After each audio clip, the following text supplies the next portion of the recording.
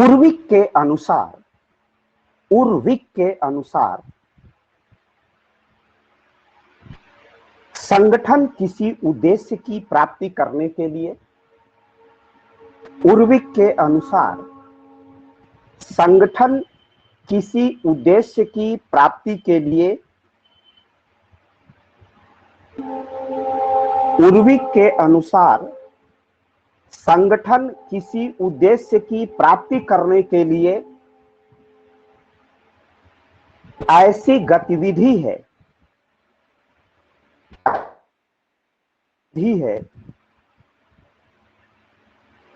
उर्विक के अनुसार संगठन किसी उद्देश्य की ऐसी गतिविधि है जिसमें व्यक्तियों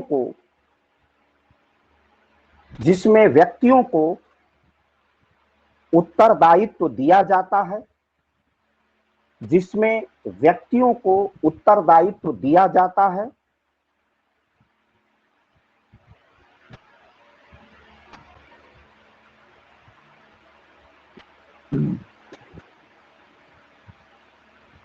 तथा सभी उत्तरदायित्वधारी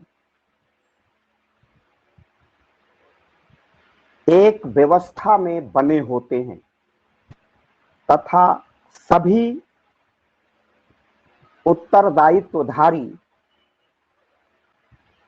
एक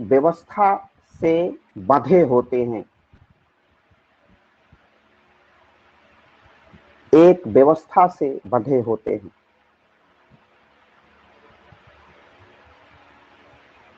According to Urvik, organization in such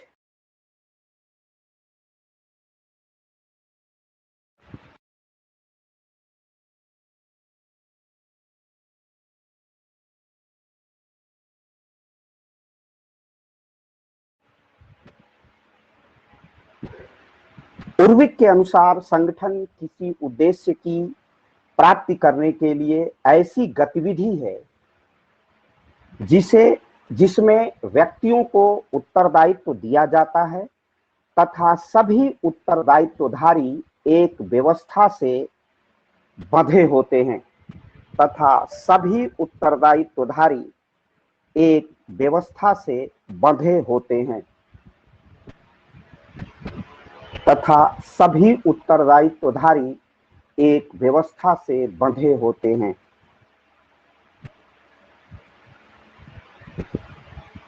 According to Urvik,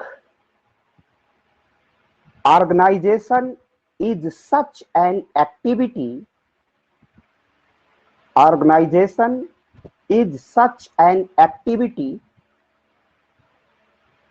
to achieve an object that individuals are given responsibility and all the responsibilities are made up of a system.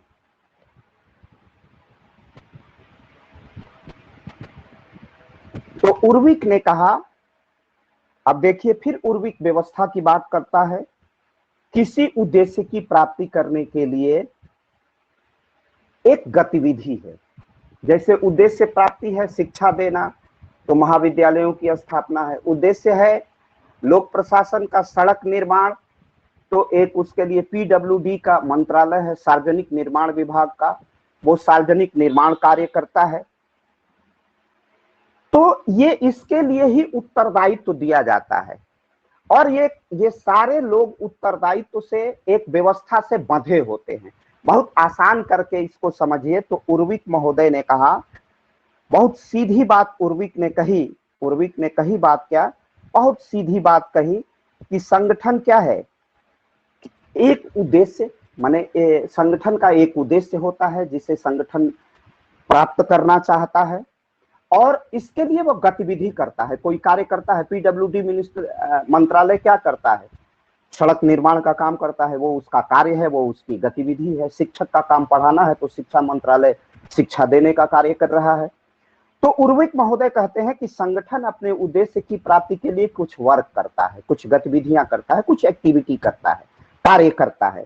इसके बाद क्या करता है, व्यक्तियों का उत्तरदायित्व निर्धारित होगा। ये पीडब्ल्यूडी के मिनिस्टर होंगे, इसके नीचे ये राज्य मंत्री होंगे, ये पीडब्ल्यूडी के चीफ सेक्रेटरी होंगे, पीडब्ल्यूडी के ये इंजीनियर होंगे, ये चीफ इंजीनियर, सारी व्यवस्था की जाती है। तो मतलब उत्तरदायित्व, कार्यों को बांट दिया जाता है अलग अलग भागों में। जैसे पूर्वी उत्तर प्रदेश, पश्चिमी उत्तर प्रदेश, मध्य उत्तर प्रदेश, बुंदेलखंड, इस तरह डिवीजन कर लिया जाता है। तो इसमें उत्तरदायित्व दिया जाता है, निर्धारण कर दिया जाता है, और प्रत्येक जो उत्तरदायित्वधारी है, जो कोई भी प्रशासनिक अधिकारी है, एक व्यवस्था से बंधे होते हैं, उनसे बाइंडिंग उनकी होती है, एक व्यवस्था में बंधे होते हैं। सबसे ऊपर क्या है, सबसे ऊपर लोक निर्माण मंत्री जो माननीय केशव जी हैं, अपने जनपद से हैं, इलाहाबाद प्रयागराज से। तो पीडब्ल्यूडी, उसके नीचे पीडब्ल्यूडी के राज्य मंत्री, फिर पूरा प्रशासनिक अमला पीडब्ल्यूडी मिनिस्ट्री का जुड़ा होता है, एक व्यवस्था से बंधा होता है। इसे ही पूर्वी कहते हैं संगठन है, जहां उत्तरदायित्व हो, जहां एक समान उद्देश्य की प्राप्ति करने के लिए उत्तरदायित्व का निर्धारण किया जाता है। उत्तरदायित्वधारी जिनको यह कार्य दिया गया है, एक व्यवस्था से बंधे होते हैं, और इस व्यवस्था को ही संगठन कहा जाता है, ऐसा उर्विक ने कहा है। ये बात आप सबको क्लियर हो गई। अब हम आते हैं, अब जितनी परिभाषाएं दी हैं, इन परिभाषाओं को आप कंक्लूड कर दीजिए। अब लिखिए आगे, विद्वानों द्वारा प्रस्तुत की गई परिभाषाओं को, विद्वानों द्वारा प्रस्तुत की गई परिभाषाओं को, विद्वानों द्वारा प्रस्तुत की गई परिभाषाओं को दृष्टिपथ में रखते हुए, माने ध्यान में रखते हुए, विद्वानों द्वारा प्रस्तुत की गई परिभाषाओं को दृष्टिपथ में रखते हुए, दृष्टिपथ में रखते हुए,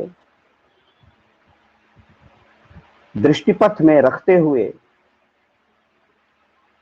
कहा जा सकता है, दृष्टिपथ में रखते हुए या ध्यान में रखते हुए कहा जा सकता है कि संगठन एक समूह है। संगठन एक समूह है जिसमें, संगठन एक समूह है जिसमें समान उद्देश्य होता है, जिसमें समान उद्देश्य होता है, समान उद्देश्य होता है,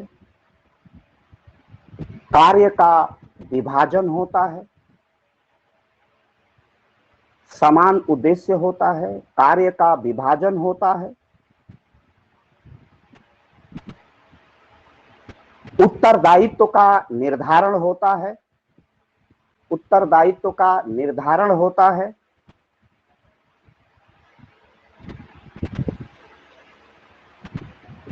कर्मचारियों की व्यवस्था होती है, कर्मचारियों की व्यवस्था होती है,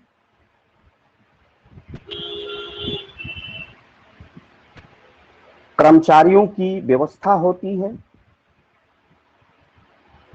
कर्मचारियों की व्यवस्था होती है, तथा कर्मचारियों के मध्य, कर्मचारी को कार्मिक भी लोक प्रशासन की शब्दावली में कहा जाता है, कर्मचारियों की व्यवस्था होती है, तथा कर्मचारियों के मध्य या कार्मिकों के मध्य, कर्मचारियों के मध्य या कार्मिकों के मध्य सहयोग की प्रवृत्ति पाई जाती है। कार्मिकों के मध्य सहयोग की प्रवृत्ति पाई जाती है, सहयोग की प्रवृत्ति पाई जाती है, उसे संगठन कहा जाता है, उसे संगठन कहा जाता है। उसे संगठन कहा जाता है। अंग्रेजी वाले सुन लें और लिख लें तेजी से, क्योंकि भाई इंग्लिश मीडियम की क्लास अपने कॉलेज में नहीं चलती है। शुरू से ही, जब से कॉलेज है, इंग्लिश मीडियम की क्लास अपने यहां नहीं चलती है। जबरदस्ती होंगे केवल एक या दो। Keeping in view the definition, keeping in view the definitions presented by the public administration scholars, where can one go? The organization is group. Where can one go? The organization is a group which has a common purpose.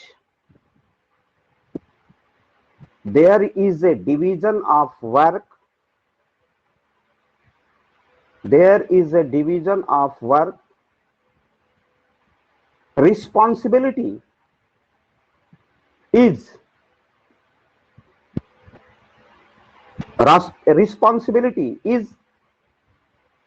determined. There is a system of employees, and there is system of employees, and the tendency is found among the employees or associated of the employees or associated of the employees. It is called organization. It is called organization. It is called organization.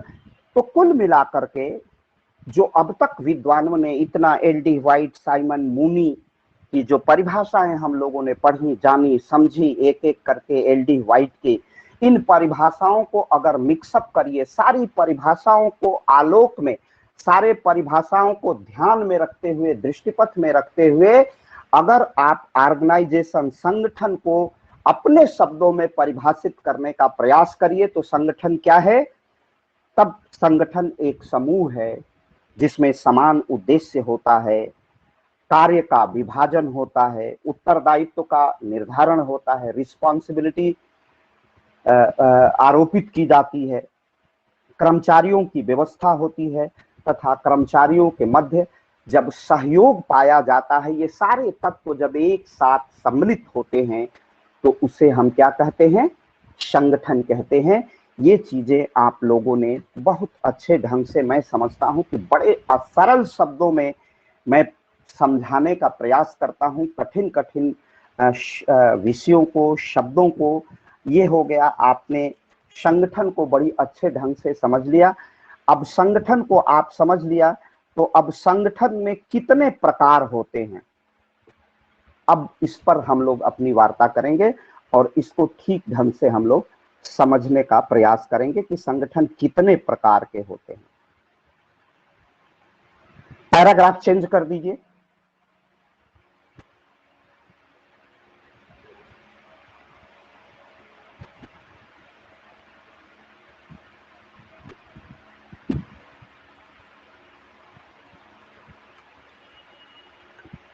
Paragraph change करके लिखिए आप।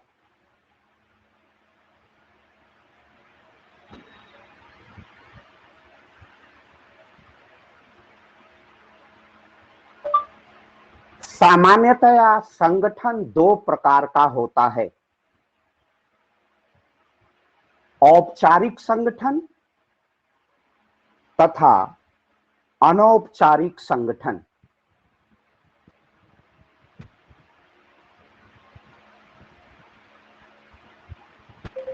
सामान्यतया संगठन दो प्रकार का होता है, औपचारिक संगठन और अनौपचारिक संगठन।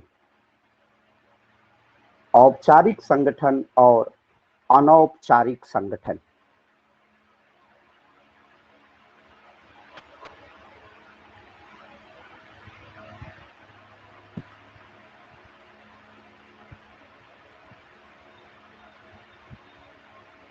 सामान्यतया संगठन दो प्रकार का होता है, औपचारिक संगठन और अनौपचारिक संगठन।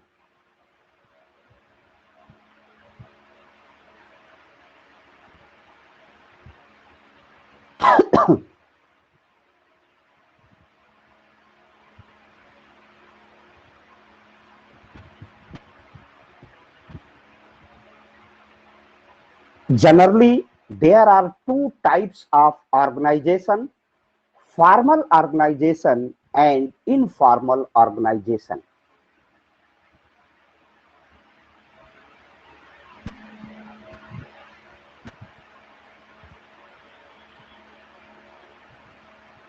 Generally, there are two types of organization: formal organization and informal organization.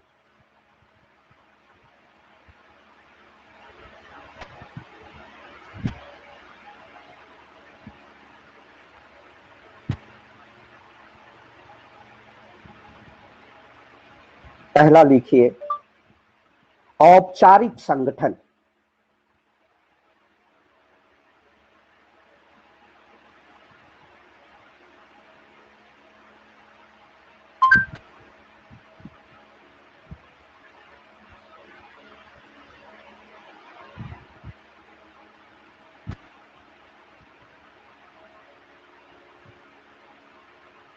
औपचारिक संगठन उस संगठन को कहा जाता है जिसमें प्रत्येक स्तर पर स्थिति, अधिकार, उत्तरदायित्व का स्पष्ट रूप से विभाजन किया जाता है तथा कार्यों का स्पष्टतः पारिभाषिक स्वरूप होता है।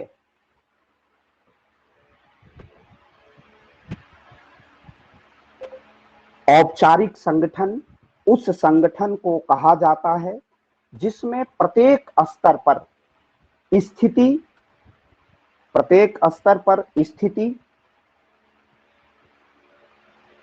अधिकार, उत्तरदायित्व का स्पष्ट रूप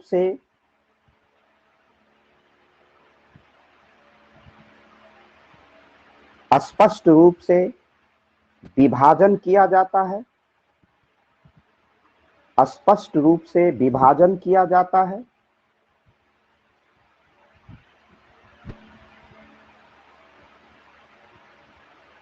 तथा कार्यों का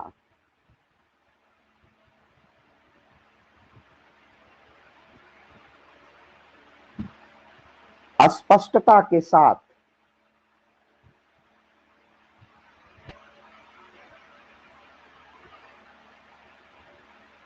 पारिभाषिक स्वरूप होता है। लिख लीजिए तो मैं आगे समझाता हूं। लोक प्रशासन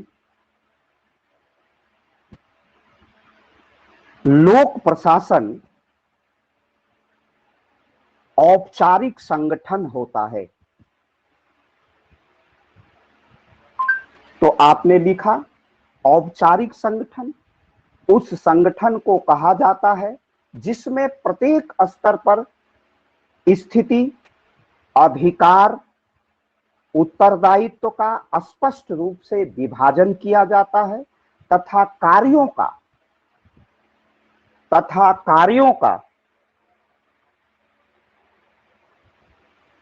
स्पष्टता के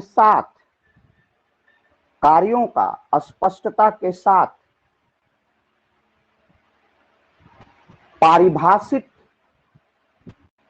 स्वरूप होता है।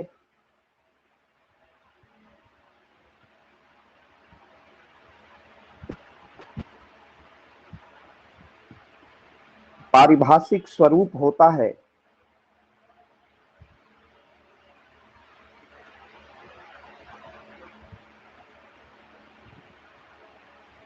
स्पष्टता के साथ पारिभाषिक स्वरूप होता है लोक प्रशासन औपचारिक संगठन होता है। लोक प्रशासन औपचारिक संगठन होता है।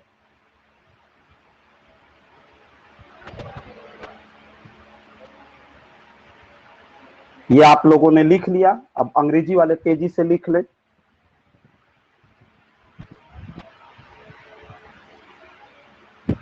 Formal organisation, formal organization is said to be that organization, formal organization is said to be that organization in which status, authority, responsibility are clearly divided at each level,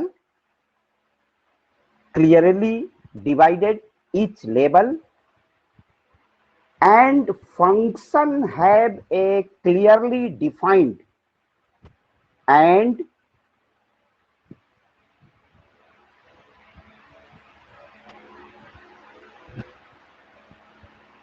functions have a clearly defined nature. Public administration is a formal organization. Public administration is a formal organization.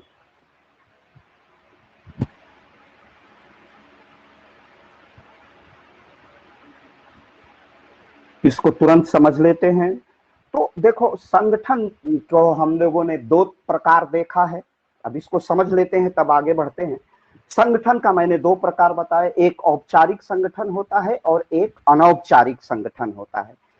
तो संगठन दो प्रकार के होते हैं, formal और informal. आपने अभी देखा कि फॉर्मल ऑर्गेनाइजेशन, और दूसरा आपने देखा कि इनफॉर्मल ऑर्गेनाइजेशन। फॉर्मल और इनफॉर्मल। फॉर्मल ऑर्गेनाइजेशन या औपचारिक संगठन उसको कहते हैं जिसमें प्रत्येक स्तर पर स्थिति बिल्कुल स्पष्ट होती है कि ये जिलाधिकारी हैं, इनके नीचे अपर जिलाधिकारी, अपर जिलाधिकारी के नीचे ये पद, बिल्कुल डिवीजन स्पष्ट होता है, बिल्कुल स्थिति स्पष्ट होती है। अब मैं फर्स्ट ईयर की ओर आपका ध्यान ले जाना चाहूंगा कि यहाँ पब्लिक एडमिनिस्ट्रेशन में स्थिति शब्द का प्रयोग किया क्यों, कैसे कर दिया गया है। ये चीजें आती हैं, देखो निकल के बातें आती हैं। जैसे मैं आपसे एक छोटा सा प्रश्न करूं और इस स्थिति को पॉलिटिकल साइंस में समझाने के लिए, 15 अगस्त 1947 के पहले भारत की स्थिति क्या थी?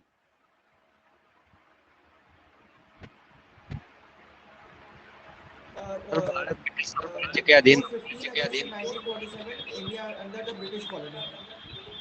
Formal sir, under the British, formal informal, British colony, under the British colony, under the British माने कोलोनियन स्टेट, सुपरविजन टू कोलोनियन स्टेट।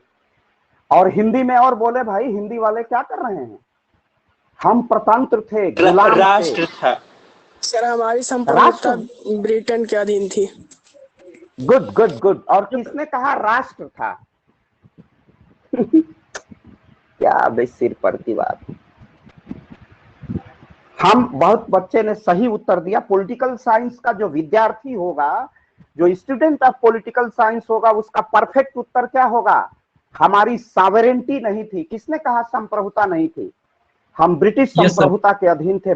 हाँ, किसने कहा है? Sir Abhishek Kumar. Very good, यही political science. Very good very good very good. Political science का विद्यार्थी यही कहेगा। वो पढ़ा लिखा, वो पॉलिटिकल साइंस पढ़ने और न पढ़ने से क्या अंतर है भाई? तब हम ब्रिटिश कोलोनियल स्टेट के अधीन थे। इसका अर्थ क्या हुआ? हमारी India have no sovereignty. Bharat के पास संप्रभुता नहीं थी। और आपने सॉवरेनिटी पढ़ी है, किसी भी स्टेट का निर्माण तब होता है, हम स्टेट ही नहीं थे तो हम गुलाम थे, हमारी इंडिपेंडेंस नहीं थी, तो हम किसके लिए छटपटा रहे थे? हमारा फ्रीडम स्ट्रगल किसके लिए है? जन संप्रभुता की प्राप्ति के लिए, जनता की सॉवरेनिटी, पॉपुलर सॉवरेनिटी को गेन करने के लिए फ्रीडम स्ट्रगल हुआ। ये छोटी छोटी बातें हैं, यही यार बड़ी बात बनेगी।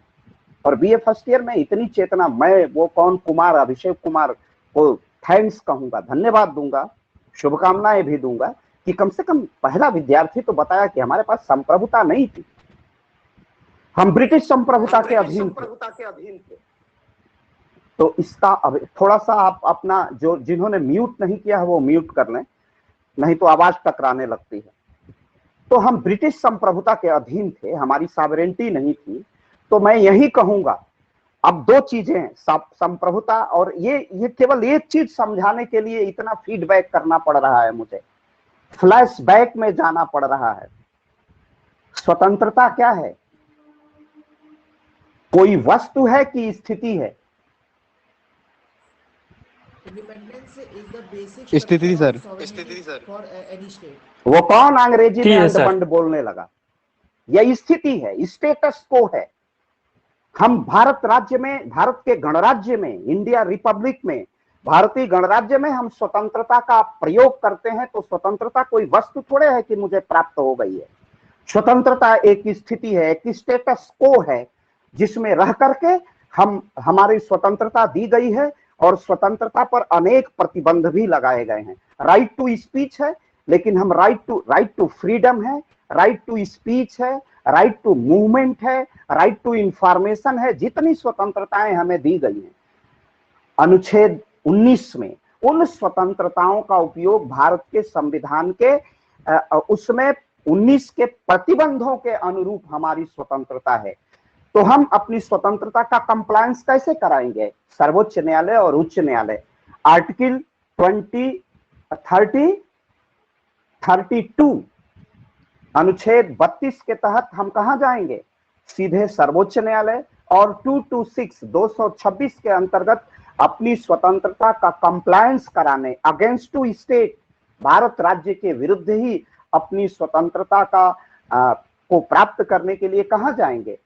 न्यायालय की शरण में जाएंगे। इसीलिए जो स्वतंत्रता का अधिकार या जो मौलिक अधिकार होता है वो न्याय योग्य होता है, जस्टिफाइबल होता है, binding by law, justify by law, justify bye constitution, binding bye constitution. वो विधि द्वारा आबद्ध होता है, विधि से बंधा होता है और न्याय योग्य होता है। तो ठीक ये बात, तो स्वतंत्रता एक स्थिति है। और इसी बात को कहा गया है कि फॉर्मल संगठन, औपचारिक संगठन, जिसमें रिस्पॉन्सिबिलिटी बिल्कुल क्लियर कट स्थिति होती है। क्या स्थिति स्पष्ट होती है? उसमें स्पष्टतः कहा गया होता है कि प्रत्येक स्तर पर स्थिति अधिकार, कौन अधिकारी, कौन जिलाधिकारी होगा? जिलाधिकारी, हर जिले का एक जिलाधिकारी होगा, बिल्कुल स्पष्ट है। उसके बाद नीचे क्या होगा, नीचे क्या होगा, नीचे क्या होगा, ऊपर क्या होगा, ऊपर क्या होगा, बिल्कुल स्पष्ट स्थिति ऑर्गेनाइजेशन में होती है। यही स्थिति है, स्टेटस इसी को कहते हैं। तो स्वतंत्रता, अधिकार भी कोई वस्तु नहीं है, अधिकार भी क्या है? एक स्थिति है जहां पर हम अपने अधिकारों का उपयोग करते हैं, स्वतंत्रता का उपयोग करते हैं। तो इसी को समझाने के लिए सब फर्स्ट ईयर की चीजें हैं। जितनी माइन्यूटली आप उसको सीखोगे उतने आपका ज्ञान समृद्ध होगा। और पढ़ने में कोई अब अंग्रेजी मीडियम से और हिंदी मीडियम से अंतर नहीं पड़ता। अंतर तो वही पड़ेगा कि जिसने मौलिकता को कहा, जिसने फंडामेंटल्स को, जिसने मेन स्पिरिट को जाना। और कुछ बच्चे हैं जो मेन स्पिरिट को सीधे पकड़ लेते हैं, बहुत अच्छा लगता है। उन्हीं के उत्साह से तो मैं पढ़ाता हूं, बाकी तो सब सिर पैर के भाषण होते हैं, कोई उत्तर ढंग का नहीं होता है, क्योंकि पढ़े ही नहीं, आएगा कहां से? ठीक, तो बिल्कुल, तो उसमें क्या होता है? औपचारिक संगठन में स्थिति स्पष्ट होती है। अधिकार जो राइट होते हैं, उत्तरदायित्व, रिस्पॉन्सिबिलिटी, स्पष्ट रूप से विभाजित किया जाता है तथा कार्यों का स्पष्टता के साथ पारिभाषिक स्वरूप, हर कौन कार्य कौन करेगा, रक्षा मंत्रालय का काम रक्षा मंत्रालय ही करेगा, गृह मंत्रालय नहीं करेगा, शिक्षा मंत्रालय का काम शिक्षा मंत्रालय ही करेगा, स्वास्थ्य मंत्रालय नहीं करेगा, बिल्कुल स्पष्ट हो जाता है। यही स्पष्ट परिभाषित स्वरूप है, डिफाइन, बिल्कुल स्पष्ट, क्लियर कट डिवीजन और क्लियर कट वो डिफाइन उसको कर दिया जाता है। इसी को कहते हैं औपचारिक संगठन। और लोक प्रशासन एक औपचारिक संगठन है, इसमें अधिकार, कर्तव्य, दायित्व सब स्पष्टता के साथ विभाजित होता है। ये बात आपको समझ में आ गई? तो सभी को क्लियर है? बिल्कुल बेटा, थोड़ा सा एकदम बढ़िया, वेरी गुड। तो थोड़ा सा यार पढ़ो।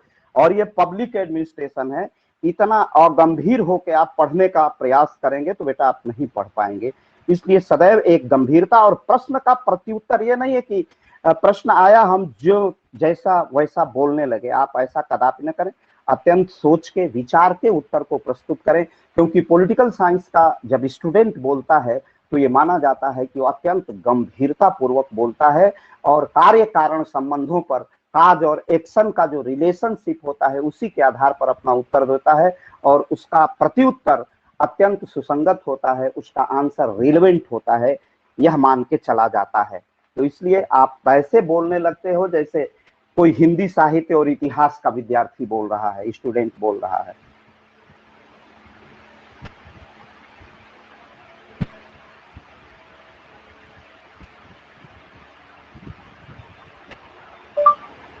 चेस्टर बर्नार्ड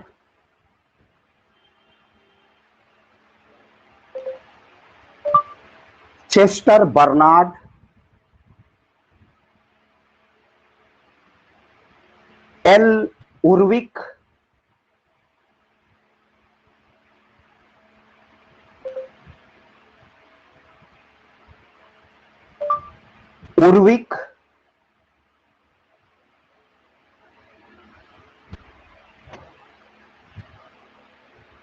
तथा थॉमसन जैसे विद्वानों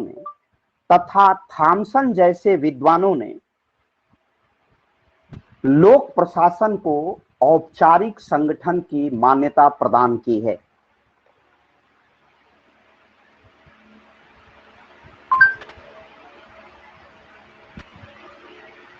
चेस्टर बर्नार्ड,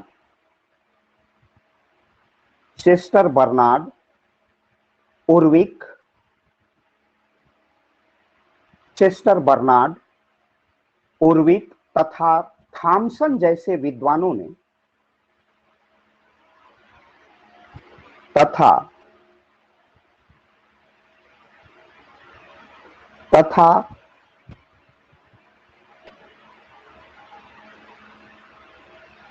थॉमसन जैसे विद्वानों में, थ में आ की मात्रा आधा, म, प और स, न, थॉम्पसन,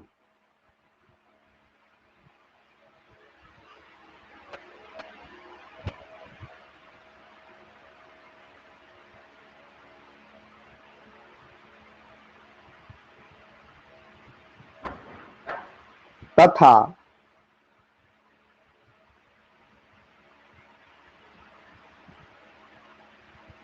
थॉम्पसन जैसे विद्वानों ने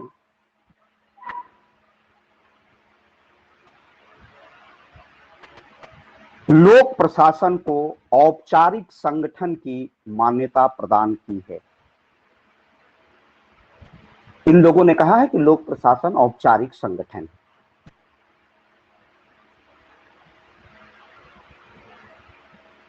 तथा चेस्टर बर्नार्ड जैसे, सब आप लोगों ने लिख लिया हिंदी में। चेस्टर बर्नार्ड, उर्विक तथा थॉमसन जैसे विद्वानों ने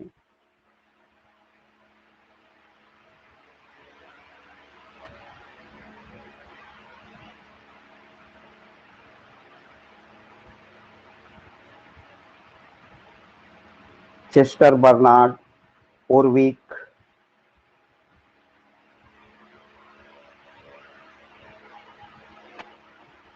हिंदी वालों का हो गया?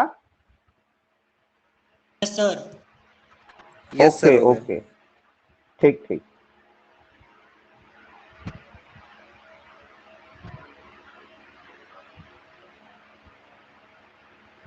चेस्टर बर्नार्ड, उर्विक तथा थॉमसन जैसे विद्वानों ने लोक प्रशासन को औपचारिक संगठन की मान्यता प्रदान की है।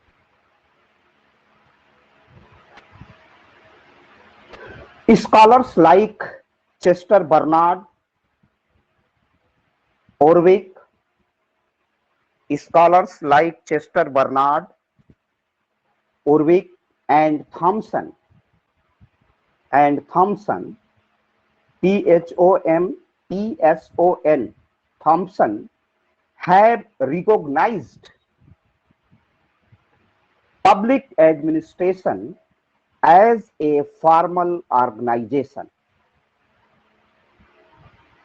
Public administration as a formal administration.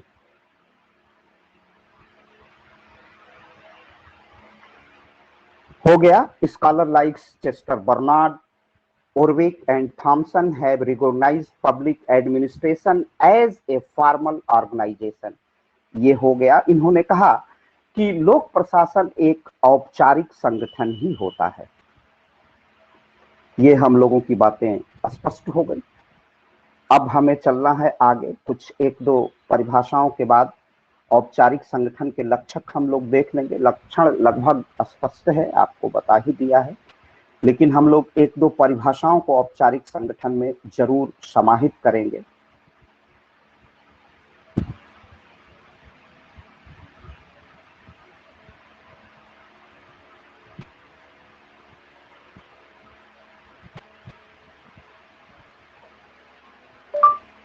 उर्विक के अनुसार औपचारिक संगठन पूर्व निर्धारित एवं विधि द्वारा घोषित संगठन होता है। उर्विक के अनुसार औपचारिक संगठन पूर्व निर्धारित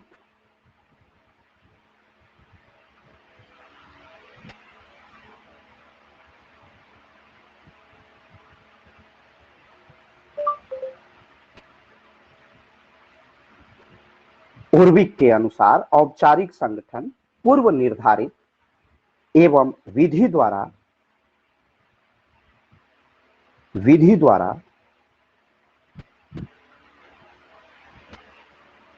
घोषित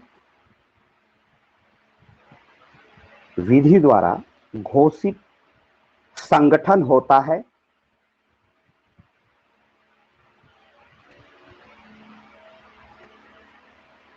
विधि द्वारा घोषित संगठन होता है।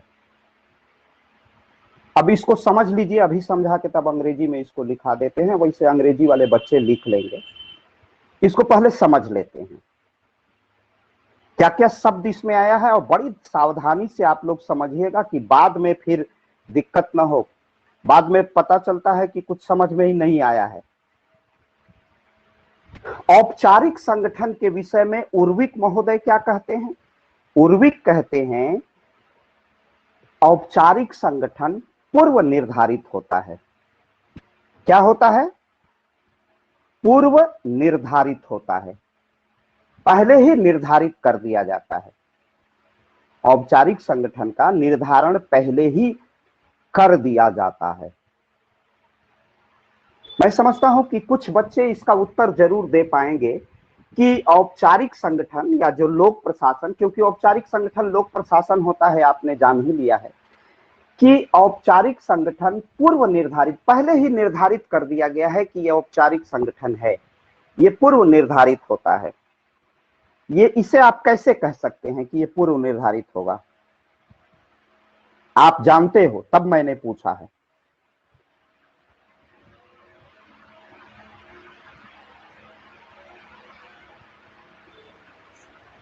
प्रयास करिए। सर, क्योंकि संविधान और विधि द्वारा ये पहले ही बना दिया जाता है। गुड, परफेक्ट उत्तर। बिल्कुल, देश का प्रशासन विधि से और संविधान से चलता है, और संविधान में पहले ही ये सब निर्धारित कर दिया जाता है। बहुत शानदार उत्तर, यही पब्लिक एडमिनिस्ट्रेशन और संविधान और पढ़ने का अभिप्राय है। इसीलिए पहले में प्रिज्यूम कर लिया जाता है, उसका सब कुछ पहले ही निर्धारित कर लिया जाता है। बहुत सुंदर उत्तर, बहुत सराहनीय उत्तर है। यही राजनीति विज्ञान के विद्यार्थी के पढ़ने की बात होती है। पकड़ बिल्कुल मजबूत होनी चाहिए। ये पूर्व निर्धारित योजना होती है, प्री प्लानिंग होती है। क्यों होती है कि देश ने जब अपनी आजादी प्राप्त की, अपनी संप्रभुता प्राप्त की, अपनी सॉवरेनिटी, बेटा उसको म्यूट कर लीजिए, जब अपनी संप्रभुता प्राप्त की तो उसमें यह निर्धारित कर दिया था, संविधान, देश के लोगों ने संविधान लिखा और संविधान में किस प्रकार का लोकतंत्र होगा, कैसा लोकतंत्र होगा, संसदीय पार्लियामेंट्री डेमोक्रेसी होगी, यह सब हमने पहले ही प्रशासन को निर्धारित कर रखा है। तो उर्विक के अनुसार औपचारिक संगठन पूर्व निर्धारित होता है एवं विधि द्वारा घोषित संगठन होता है, जिसे विधि और संविधान की ये कैबिनेट सेक्रेटरी होंगे, कैसे उनका चयन होगा, सारी बातें विधि के अनुसार उसकी घोषणा कर दी जाती है। तो ये घोषित होता है। मूल चीज आप समझ गए हैं तो ये समझना बहुत आसान हो गया है। According to Urvik,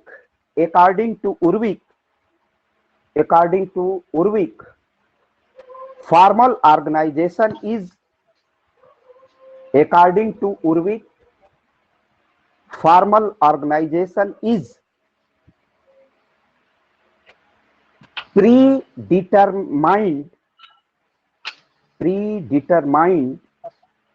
and declared organization by law, and declared organization by the law। Mute कर लो भाई, आवाज आ रही है, पढ़ने में दिक्कत हो। किसी ने अपना माइक म्यूट नहीं किया है, या तो उनके सदा के लिए मैं देख करके रिमूव कर दूं कि कभी ना जुड़ पाए। वो उसके तरह नहीं है कि लिंक भेज दूंगा तो फिर दूसरे दिन जुड़ते रहेंगे, वो फिर कभी नहीं जुड़ेंगे। According to Urvik, formal organization is predetermined and declared organization by law। ये बात आप समझ गए हैं। तो अब मैं आज की क्लास समाप्त करता हूं। फिर भी अभी भी माइक ऑन आप वो करके नहीं किया, म्यूट नहीं किया है, और उनको बता दीजिए कि कल से मैं आज ही देख लेता हूं किसका माइक ऑफ नहीं है, तो उनको आज ही मैं रिमूव कर दूंगा और सदा के लिए रिमूव रहेंगे।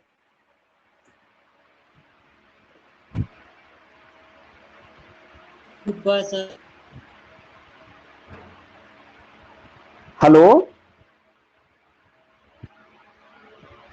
Thank you.